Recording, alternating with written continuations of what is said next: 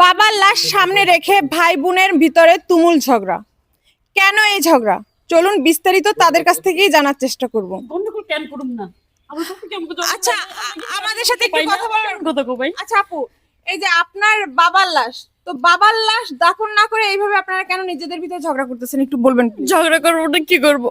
বাপে যখন বাচ্চা ছিলাম বাপি দেখছে আমাকে, বাপে মরে গেছে। আর আমাকে কে দেখবো, আমাকে কে ভরণ পোষণ করবো? এই দুই ভাইয়ের স্বার্থ পরে আমাকে দুই বোনের এক ফুটের সম্পদ দেয় না, একটা জমিরও না। বাপে কি তখন লেখা দিয়ে গেছে? আমগো লেখা দিয়ে গেছে। বাপের না লেখা দেখ, বাপের অংশ তো আমরা পাই দুই বোনে। আচ্ছা আপনারা কয় বোন? এই যে আমরা দুই বোন। তো আমরা একটু ভাইদের সাথে কথা বলার চেষ্টা করব। আচ্ছা ভাইয়া, আপনার বোন যে দাবি করতেছে, এটার কতটুকু সত্য? ঘটনা সত্যি, কিন্তু অহেতুক দাবি করতেছে। আচ্ছা আপনি একটা চিন্তা করেন, এই যে বোনরে বিয়ে দিছি, ওর ভরণ পোষণের দায়িত্ব ওর স্বামীর, ওরে বিয়া দিতে 4-5 লাখ টাকা খরচ করছি, এটা তো কোথেকে আইছি?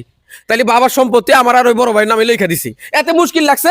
এখন বাবার লাশ দাফন করবার দিব না, কোন এই মরা লাশ সামনে নিয়ে এই যে কান্নাকাটি করতেছে, মাইনসে কি করবে? আমাকে মান সম্মানও শেষ করে আলাই। ভাই তুমি বেশি কথা তো, বিয়ের সময় দিব, এটাই তো নিয়ম। তারপরে তো বাপের সম্পদ আমরা কিছু হইলেও পাই। আমরা তো সারা জীবন খাইমু নামু, ভাইয়ের বাড়ি আমার, বাপে তো চলে গেছে, ভাই যে আমাদের দেখবে এমন কোনো নিশ্চয়তা আছে? বলেন না তুই আজকাল দিন আইলি কেন? আর এইটা আজকাল দিনে চাও, বাপটা মরছে তুই 2 দিন পড়াইতি। এখনই বাড়ি হ্যাঁ পড়ছ। বাপে থাকতি তোমরা দেখো নাই আমার বাপে যেমনে। আচ্ছা ভাই, আপনি তো জ্ঞানী মানুষ, এরকমের আপনার বাবার লাশ এইভাবে দাফন না করে এইভাবে যদি আপনারা নিজেদের ভিতরে ঝগড়াঝাটি করেন, তাহলে তো লোক সমাজে খারাপ দেখা যায়। তো আপনার বাবার লাশটা দাফন করার ব্যবস্থা করুন। সাংবাদিকা ফা, এই কথাটাও অগরে বোঝান, এই কথাটাও অগে বোঝান। এই বাইরের গ্রামের মানুষ পর্যন্ত কিন্তু আমাকে বাড়িতে আইসে বাবারে দেখার জন্য। তারা কি মনে করবো? তারা মনে করবো যে আমরা দুই ভাই নিকৃষ্টতম মানুষ, আমরা খারাপ মানুষ।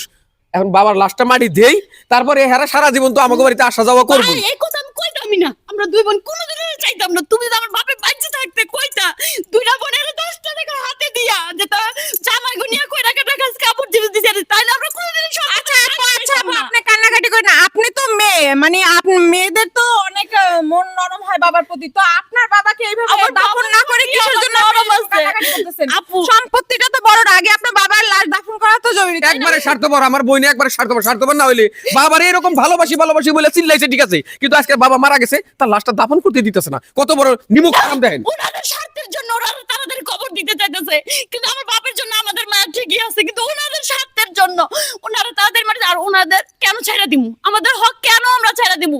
কি কারণে ছাইড়া দিমু? আমার বাপের জন্য আমাদের মায়া ঠিকই আছে, আমার বাপের জন্য। আচ্ছা উনি তো মারা গেছে, উনি তো এখন আপনাদের সম্পত্তি নিয়ে যাচ্ছেন, ওনাকে দাফন দেওয়ার ব্যবস্থা করুন আগে, এটাই তো আগে জরুরি হয়তো বা।